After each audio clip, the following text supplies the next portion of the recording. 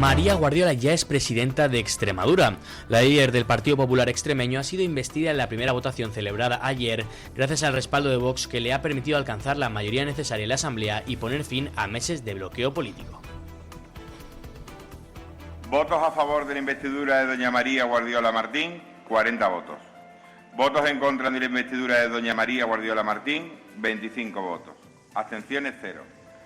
De conformidad con el Estatuto de Autonomía de Extremadura y el Reglamento de la Asamblea de Extremadura, habiendo obtenido mayoría absoluta la candidata propuesta, queda investida presidenta de la Comunidad Autónoma de Extremadura, doña María Guardiola Martín, y así será comunicado a Su Majestad el Rey a los efectos de su nombramiento. Señora Guardiola Martín, mi más sincera enhorabuena. Señora Presidenta, enhorabuena. La investidura abre una nueva etapa política con la formación de un ejecutivo de coalición entre ambas fuerzas. El pleno ha estado marcado por la expectación en torno a un acuerdo que no prosperó en el primer intento y que ha requerido meses de negociaciones, tensiones y concesiones por ambas partes. Estas han sido las palabras de Guardiola tras su elección como presidenta. Vamos a poner en marcha un gobierno fiable, un gobierno serio, un gobierno que tiene muchas ganas de trabajar, y lo queremos hacer cuanto antes. De verdad, solo puedo dar las gracias y lanzar un mensaje de optimismo y de ilusión a mis paisanos, a los extremeños. Vamos a seguir poniendo a Extremadura por delante siempre en todas las decisiones, y pueden estar tranquilos porque hay un gobierno que solo quiere hacer las cosas bien. Por su parte, Óscar Fernández, líder de Vox en Extremadura, también ha querido pronunciarse para defender los objetivos de su formación en la región. Hoy no basta con alternar gobierno, hace falta determinación y valentía, y hace falta decisión política. Y ya les quiero decir y asegurar que a nosotros nos sobran las tres cosas. Esto es lo que queremos lograr para Extremadura, siendo perfectamente conscientes de la fuerza que tenemos, de la fuerza que nos han dado los extremeños, y anteponiendo sus intereses a ninguna otra cosa. Y también con la clara responsabilidad de mantener al Partido Socialista y a sus años negros de gobierno lo más alejados posible del gobierno de la región.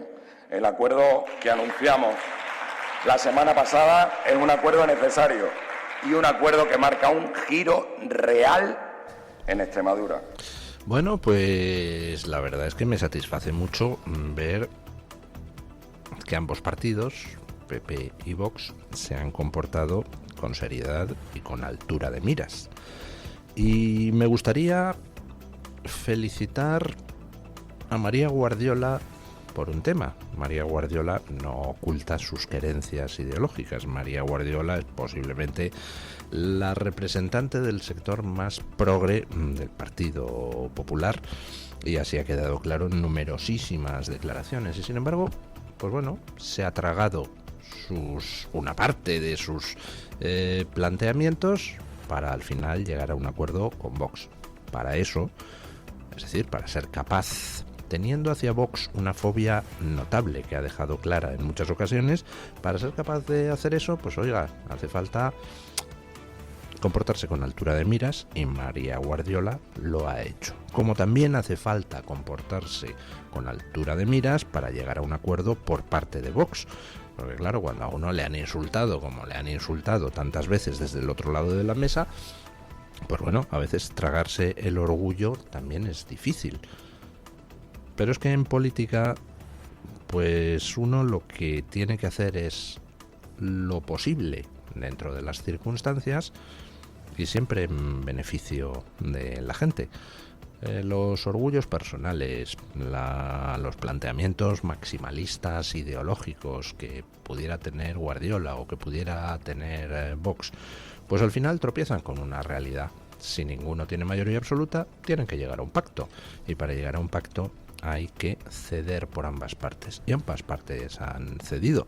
Vox ha impuesto parte de su programa electoral, una parte importante, pero no todo, porque también el PP, lógicamente, ha querido mantener una serie de cuestiones. ¿Dónde se va a centrar el cambio en Extremadura? Pues básicamente en dos ejes principales. Hay muchas otras medidas, pero los dos ejes principales en Extremadura como en Aragón son la lucha contra la Agenda 2030 en todo lo que respecta a defender la economía extremeña, aragonesa y por extensión española, y luego la lucha contra la inmigración ilegal y todos los problemas derivados. Esos son los dos ejes principales en los que Vox ha impuesto sus condiciones.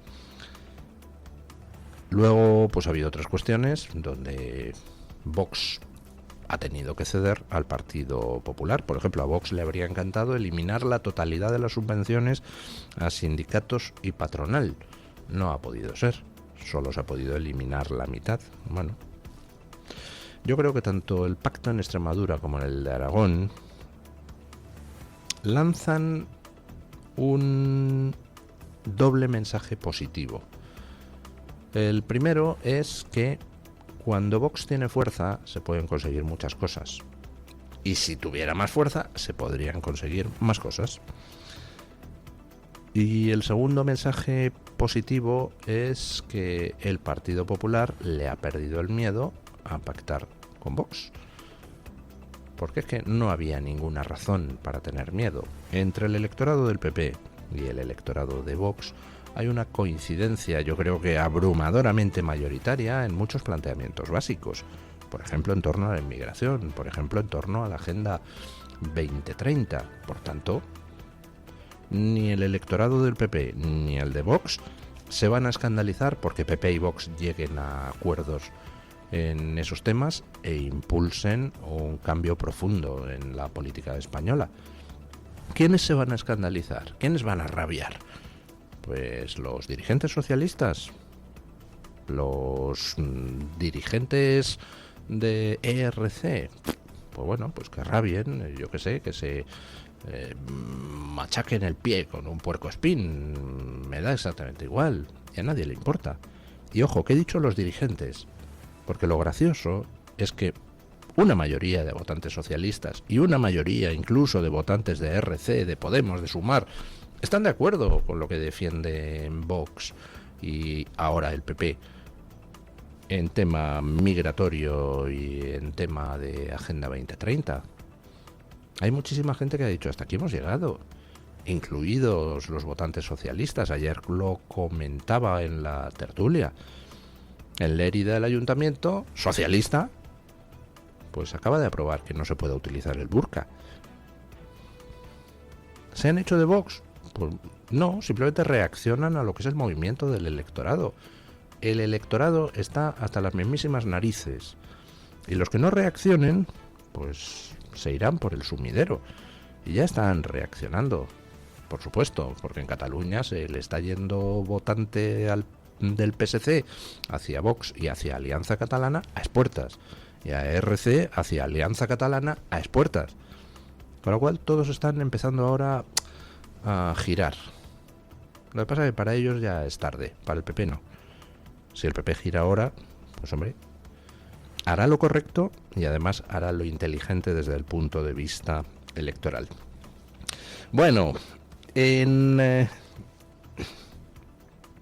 Extremadura y en Aragón se han alcanzado pactos que, si se fijan ustedes, no han estado motivados, no han estado dirigidos por la cuestión de qué sillones se reparten.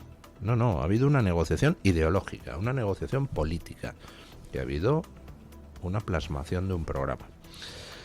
En Galicia hay un ayuntamiento donde, bueno, el bastón de mando va a cambiar de manos.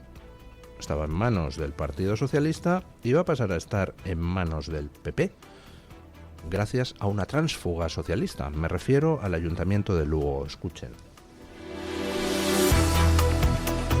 El Partido Popular registró ayer una moción de censura en el Ayuntamiento de Lugo con el apoyo decisivo de María Reigosa, exconcejal socialista ahora no adscrita, cuyo voto garantiza a los populares la mayoría absoluta del Pleno. Si prospera en la votación prevista para el 7 de mayo, la iniciativa desalojará al bipartito de PSOE-BNG, encabezado por el alcalde Miguel Fernández, y pondrá fin a 27 años de gobiernos socialistas en la capital lucense, a apenas un año de las próximas elecciones municipales. La maniobra ha sacudido la política local desde comienzos de semana, cuando cuando Reigosa confirmó contactos con la candidata del PP para explorar una alternativa. Sin embargo, la polémica se enmarca en una legislatura especialmente convulsa que ha debilitado al Ejecutivo Municipal. En 2024, la entonces alcaldesa Lara Méndez dejó el cargo para dar el salto a la política autonómica. Su sucesora, Paula Alvarellos, falleció en 2025 y meses después murió el concejal Pablo Permuy, uno de los pilares del gobierno. Estos golpes obligaron a recomponer el equipo y facilitaron la entrada de Reigosa, que acabó rompiendo con el PSOE en marzo. El reciente fallecimiento de la edil Olga López ha terminado de tensionar una mayoría ya muy ajustada. En este contexto, el voto de Reigosa se ha convertido en la pieza clave que puede poner fin a casi 3 décadas de hegemonía socialista en Lugo. Y andan los socialistas y los del BNG soliviantados porque dicen que, curiosamente, antes de que esta concejal socialista se saliera del grupo socialista lucense y anunciara su apoyo a la moción de censura, pues se produjo una convocatoria de una plaza que dicen que está pensada para ella, para esta edil socialista tránsfuga. Bueno, en fin, estas típicas maniobras, pues no demasiado edificantes, ¿no? Pero resulta interesante esto de la moción de censura de Lugo porque sirve para ejemplificar lo que pasa en la política municipal gallega. Ya saben ustedes que en Galicia gobierna el PP con mayoría absoluta, pues más o menos desde que Recaredo era rey de los visigodos. Y sin embargo, en todos los grandes ayuntamientos de Galicia gobierna la izquierda. El PSOE, el BNG, los de Marea, Vale. ¿Por qué es eso? Pues precisamente porque el PP no tiene con quién pactar. En el conjunto de Galicia, pues hombre, la inercia y la fuerza del voto rural pues hace que el PP conserve esa mayoría absoluta a nivel de la región. Bueno, la inercia, el voto rural y también el hecho de que allí, como el PP ha asumido los planteamientos de la izquierda nacionalista gallega, pues entonces no hay fricción. ¿Para qué necesitan los nacionalistas gallegos del BNG gobernar si el PP les hace el trabajo sucio? Miren ustedes y pregúntense, ¿cómo es posible que el BNG no haya protestado nunca contra la política lingüística de la Junta de Galicia del PP? Porque es la suya, es la del BNG. Bueno, el caso, que la Junta la conservan, pero en los ayuntamientos no tienen con quién pactar. Se han preocupado tanto de intentar cortarle el paso a Vox en Galicia.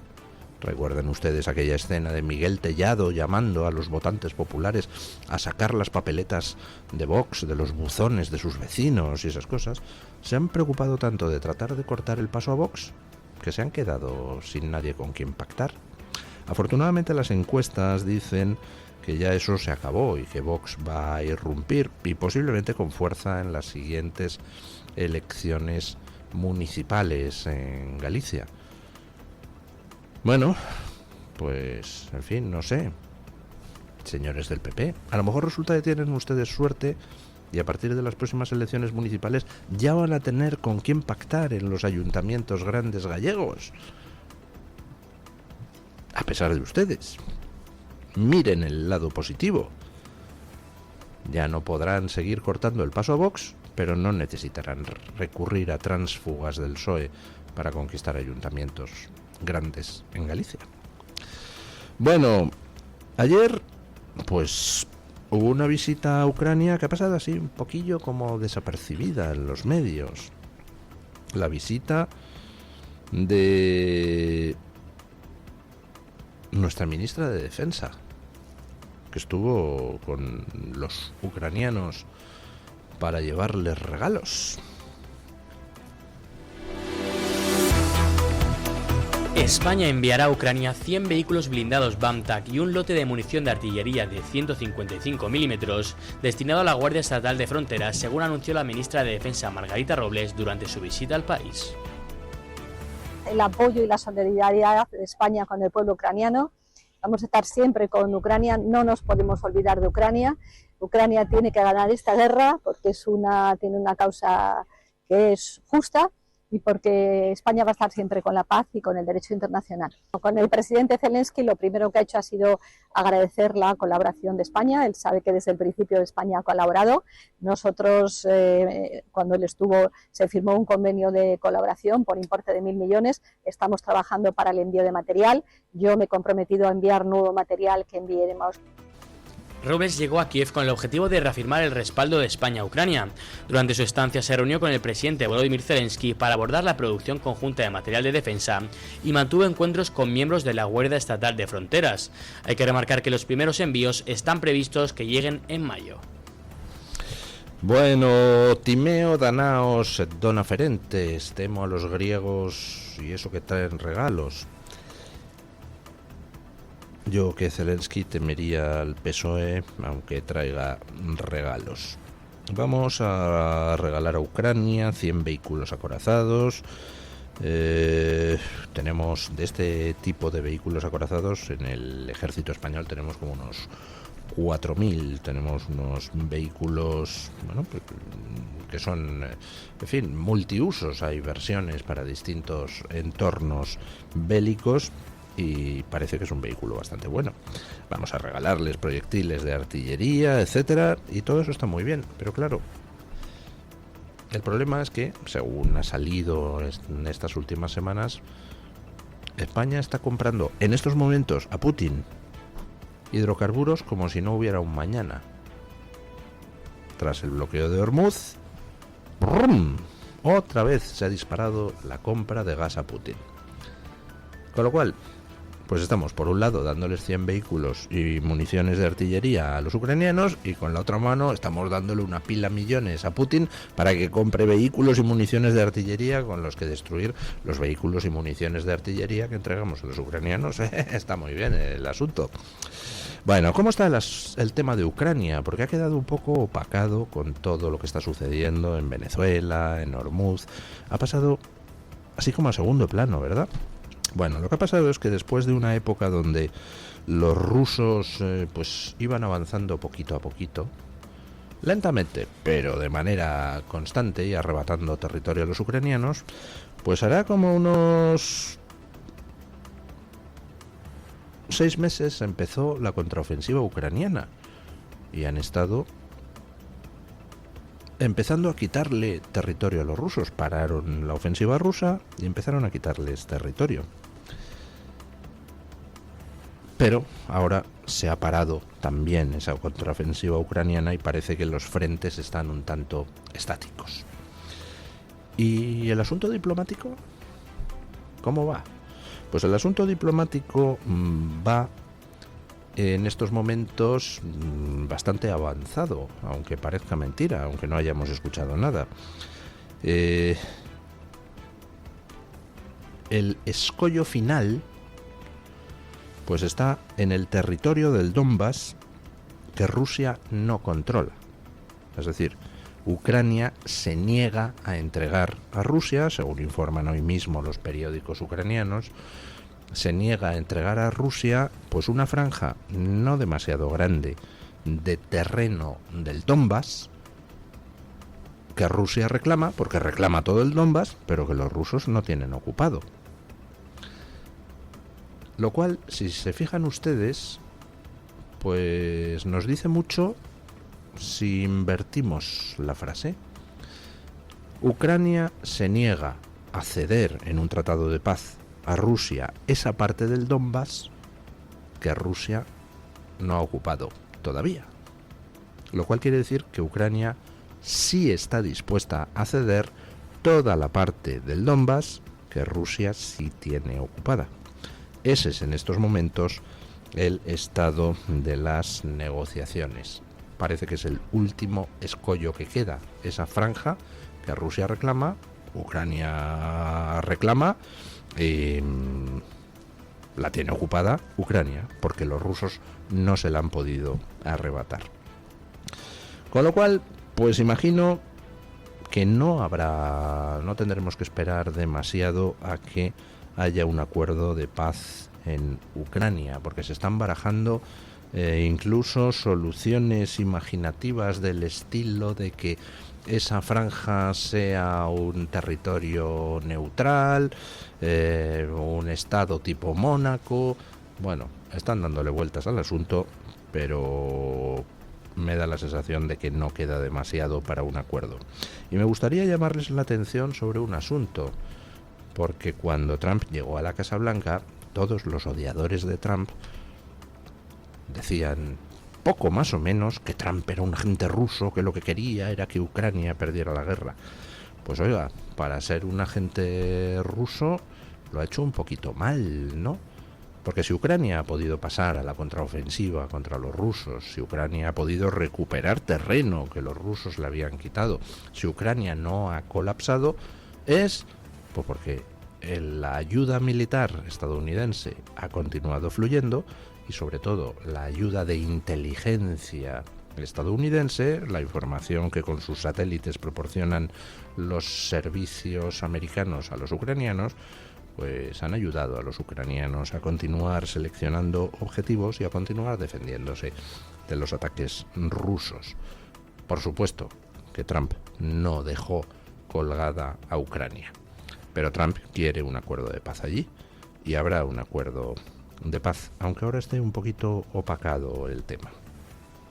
Bueno, noticia que llega desde Estados Unidos en relación con pues las tácticas guarrindongas para tratar de controlar el Congreso americano. Unas tácticas que reciben el nombre de gerrymandering, que consiste básicamente en pues que si a un estado le corresponden una serie de diputados en el Congreso, una serie de escaños en el Congreso americano, pues si esto de aquí es el mapa del estado, dependiendo de cómo traces las fronteras de los distritos uninominales donde se eligen los congresistas, pues puedes obtener un resultado u otro totalmente contrario. Y el caso en Virginia, en el estado de Virginia, pues es particularmente llamativo. Escuchen. Los votantes de Virginia han aprobado un nuevo mapa electoral de cara a las elecciones de medio mandato. El rediseño favorece claramente al Partido Demócrata, que pasaría a contar con 10 distritos favorables de los 11 que el Estado aporta a la Cámara de Representantes. En el mapa actual, elaborado por un organismo independiente, los demócratas ocupan 6 escaños frente a 5 republicanos. En el referéndum celebrado el martes, los ciudadanos podían votar sí para respaldar el nuevo mapa o no para mantener el vigente. El sí se impuso con un 51,5% frente al 48,5% del rechazo. De cara a noviembre, este resultado podría traducirse en hasta 4 nuevos escaños demócratas en la Cámara de Representantes. Pese a ello, el margen ha sido más ajustado que en citas recientes. Los demócratas ganaron las elecciones a gobernador de 2025 por 16 puntos y en 2024 Kamala Harris superó a Donald Trump en el estado por 5,78 puntos. Bueno, resulta que había 11 escaños a repartir y había una distribución de los distritos electorales efectuada por un organismo independiente, y en las últimas elecciones los demócratas conquistaron 6 diputados frente a 5 de los republicanos. Bueno, pues ahora, aprovechando su mayoría en la Cámara Estatal y su ligera mayoría social, han hecho un cambio de los distritos de tal forma que si con este nuevo mapa de distritos se hubieran celebrado las elecciones anteriores, en lugar de 6-5 habrían quedado 10-1 en favor de los demócratas. ¿Cómo se hace eso? Pues muy sencillo, coges y encierras en un distrito trazado a medida a un núcleo importante de los votantes del partido contrario, y luego todo el resto te lo repartes como te dé la gana, y así se desperdician muchos votos en ese único distrito del partido contrario y tú te llevas todos los restantes. Vamos, una táctica muy sucia, muy guarra, pero ojo, no es solo el Partido Demócrata el que la ha venido utilizando tradicionalmente en Estados Unidos. Ambos partidos han utilizado este tipo de tácticas en un momento o en otro. Y de hecho, pues esas tácticas a lo que conducen es a una batalla de remodelación de los distritos electorales, porque lógicamente si logran los republicanos ganar en Virginia en algún momento, pues lo que harán será revertir esto con otro gerrymandering que les favorezca a ellos, o al menos que elimine el gerrymandering que favorece a los demócratas. Mira que sería fácil coger y decir, pues oye, fuera los distritos uninominales trazados así como le da a uno la gana. Si hay 11 escaños a repartir en Virginia, pues leches, método DONT, ¿no? Te ahorras problemas. Tiene la desventaja de que pierdes eso de que el ciudadano tenga su diputado en el Congreso. Pero, caramba, eliminas la posibilidad de guarradas como esto del gerrymandering. Bueno, vamos con don Francisco Carrera para que nos cuente qué trae hoy la Gaceta en portada. Buenos días, don Francisco. Sí, ¿qué tal? Saludos y muy buenos días a los oyentes de Mañanas en Libertad. Vamos a repasar, como decís, algunas de las noticias que ya están disponibles en la portada de la Gaceta. Vamos a empezar con esta. La policía alerta de que la regularización de los presos extranjeros dificultará aún más las expulsiones de ilegales a sus países de origen. También es noticia que condenan a 5 años de cárcel a un inmigrante africano de 15 años por violar a una joven de 17 en un parque de Reino Unido. Y les contamos también, y pueden consultar ya en gaceta.es, que casi 400.000 inmigrantes entrarán en el sistema de pensiones en la próxima década. Por último, vamos a destacar una última noticia. Propietarios en Londres alquilan pisos solo para musulmanes en anuncios ilegales. Estas son algunas de las noticias. Como siempre, les recomendamos también nuestra sección de opinión y la viñeta de la Iberosfera con Santi Orué. Hoy nos va a hablar de la regularización de los presos extranjeros, así que no se pierdan su fina ironía de todos los días en la Gaceta. Es todo desde la redacción de nuestro periódico. Que tengan un muy feliz jueves. Muchísimas gracias, don Francisco. Hacemos una brevísima pausa publicitaria y a las noticias de las 8.